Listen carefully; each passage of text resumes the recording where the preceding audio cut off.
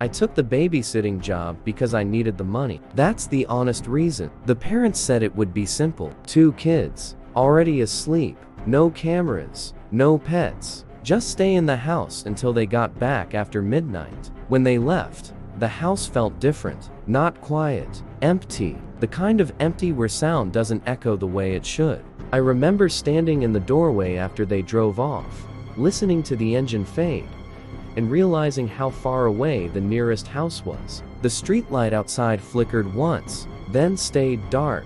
I locked the door. I always lock the door. I sat on the couch and turned on the TV, mostly to have something talking besides me.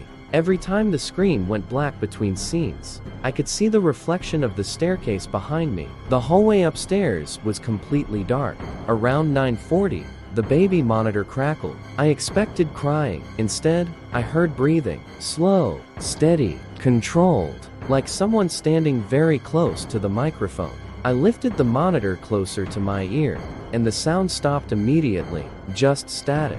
I told myself it was interference. That's what you say when your brain hasn't caught up yet. Around 10:30, my phone buzzed. Unknown number. I ignored it. It rang again. When I answered, no one spoke. I waited. Then a voice whispered, "Don't go upstairs again." The call ended.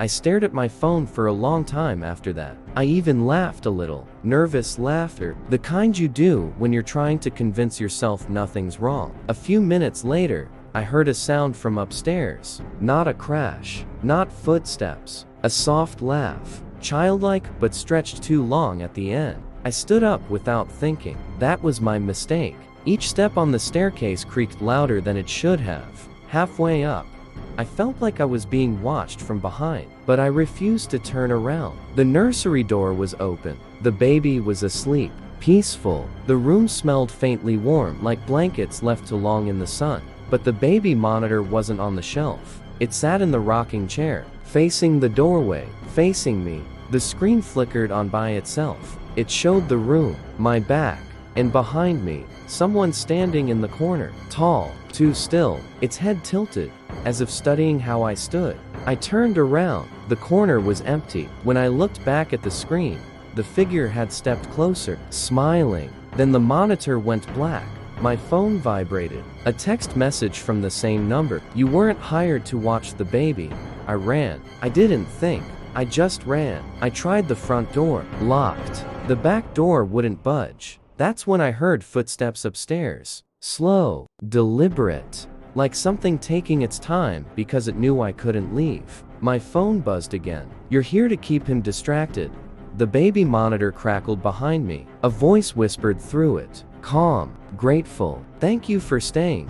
The lights went out. I don't remember screaming. I remember waking up on the couch hours later. The house was quiet, normal. The parents' car was in the driveway. The front door was unlocked. On the table sat my phone. On the screen was a message sent from my number. Time stopped while I was unconscious. He's asleep now.